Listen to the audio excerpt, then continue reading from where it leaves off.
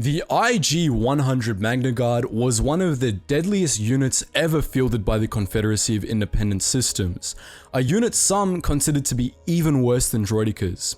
And honestly, they were. Droidicas, while deadly and efficient, had several notable weaknesses. MagnaGuards, however, had none. They were capable of slaughtering clones and Jedi alike, and the Republic was lucky that they were never fielded in great numbers. In this video, we'll be examining the fearsome Jedi Killers that General Grievous kept as bodyguards.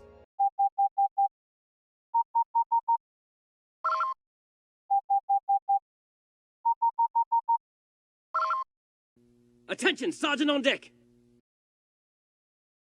The IG-100 MagnaGuard was produced by Hollow One Mechanicals at the behest of General Grievous, intended to be used as a top-of-the-line elite combat droid, intended for bodyguard duties and special missions. Grievous was looking for warriors that would make fitting replacements for the Izvoshra, the guard of 8 elite Kaleesh warriors that had accompanied him at all times during his time as the Warlord of Kalee. The Izvoshra were all killed in the shuttle crash that disfigured Grievous, and Grievous was forced to turn to droids to replace them. He always viewed his MagnaGuards as inferior to the Izvoshra, but nonetheless appreciated their effectiveness, and had those that served him equipped with the cloaks of the sort that the Izvoshra had worn. MagnaGuards were built to last, and each unit was encased in a shell of heavy Durasteel armor which could shrug off hundreds of blaster bolts before finally giving way in some places. Of course, this armor wouldn't count for much against lightsabers, and as MagnaGuards were expected to fight Jedi, this wasn't the only defensive measure that the droids came with. While their primary droid brain and logic centers were contained in the head, as with most droids, MagnaGuards had secondary clusters built into their chest, which enabled them to continue operating even after decapitation. Their well-contained internal power systems also meant that they could suffer other cases of extreme damage without falling entirely as well, something that was rare in droids.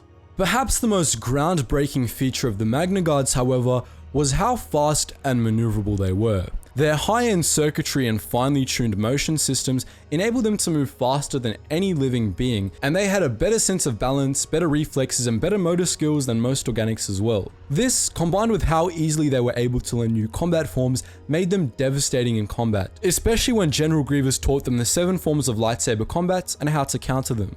Most MagnaGuards were equipped with special Electro Staffs that were made of frick alloy, a lightsaber-resistant metal. These weapons were devastating. The composition of the staffs themselves meant that they were able to match lightsabers, and the electric pulse generators on each end of the weapons made them even more deadly. MagnaGuard Electro Staffs could function at various power settings, from simple stun modes to high energy modes that had the potential to kill on contact. At enough power settings, the staffs could even arc bolts of energy toward opponents, though this was very rare. Not all MagnaGuards were equipped with Electro Staffs, of course.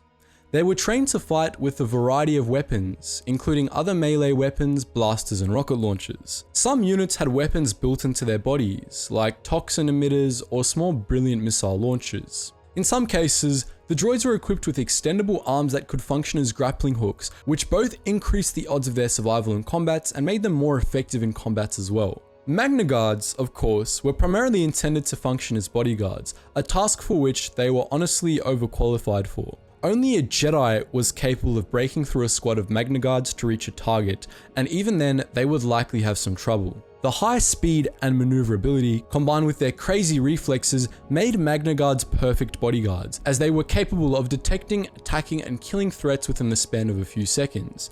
And their multiple sets of sensor packages meant that it was very, very difficult to avoid their notice.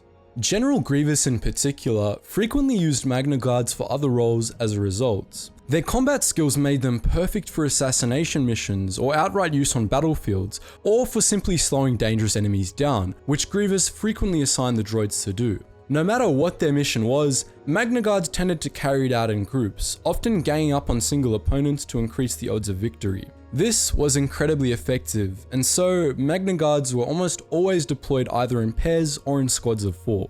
Interestingly, MagnaGuards were also occasionally used as pilots. This does actually make a good bit of sense. Their incredible reflexes would be the envy of any pilot, and when paired with capable starfighters like the Separatist Rogue class, they could easily prove to be among the best starfighter aces in the galaxy.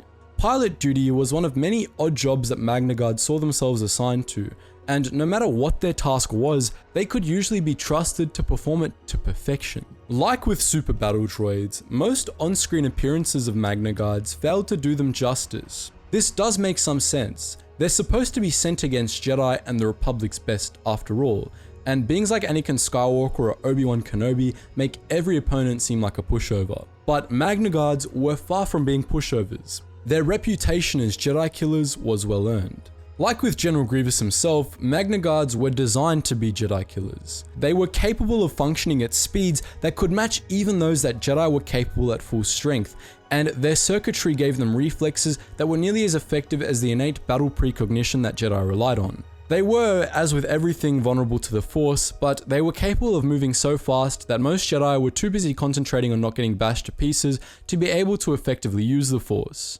Add the fact that MagnaGuards often fought in groups, and you can start to see just why they were so effective. It should also be noted that MagnaGuards were designed in a way to exploit learned behaviors.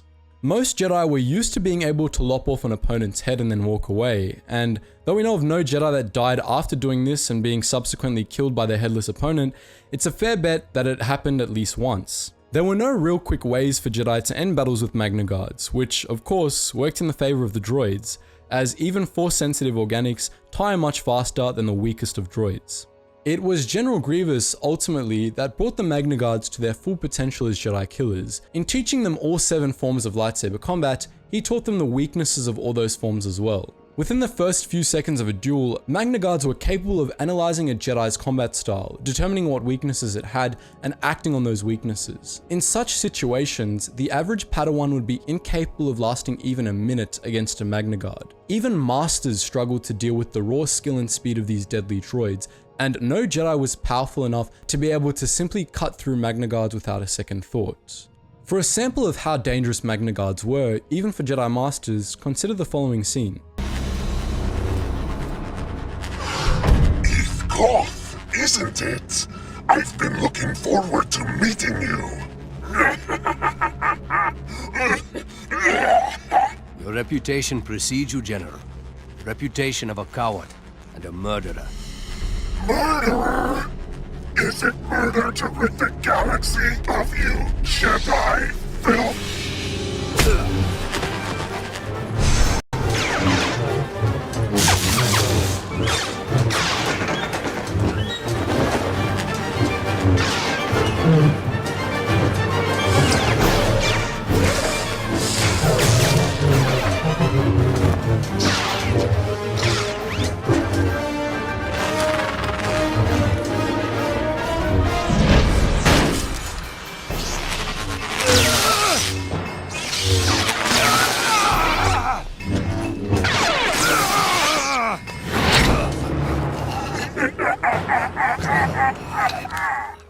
So we've established how dangerous MagnaGuards were for Jedi, now consider how dangerous they would be for a clone. Jedi, with all their superhuman skills and abilities, were barely able to keep up with these nimble killing machines. Clones rarely stood a chance. The only clones known to have destroyed MagnaGuards single-handedly were the commandos of Delta Squad, and anyone who's played Republic Commando probably still has nightmares from those battles. In fact, those fights illustrate exactly what made MagnaGuards such dangerous opponents. It isn't the combat skill, it isn't how much damage they can take, and it isn't even how much damage they can deal. Those fights in Republic Commando were hard because those buggers were so hard to even hit. Ask anyone who's played the game or watch any playthrough and you'll quickly discover that even the most skilled players missed a good many of their shots when fighting MagnaGuards. And due to their close combat fighting preferences, this often means accidentally shooting squad mates. And while Republic Commando was just a game, it's a good simulation of what fighting MagnaGuards would be like for clone troopers. No ordinary being has a chance against those reflexes in a fair fight. And again, MagnaGuards rarely fought fair, usually choosing to gang up on their opponents and ambush them if possible. Their tactics were far more complex than the average battle droid, and they were more complex than the average clone battle tactics too. Unlike most battle droids, MagnaGuards would never just charge toward opponents, unleashing their weapons heedlessly. They would pounce on a group of opponents, strike dozens of times in the space of a few seconds, and then leap away before leaping back in and repeating the cycle. Even against a full platoon of clones, single Magna Guard units were able to stack the odds of a fight so heavily in their favor that the clones would never have the slightest chance of victory. So that's why Magna Guards were such terrifying opponents, worse than even the dreaded Droidicas. But what do you think? What do you consider to be the most terrifying Separatist droid unit, whether it be looks-wise or skill-wise? Let me know in the comments section below.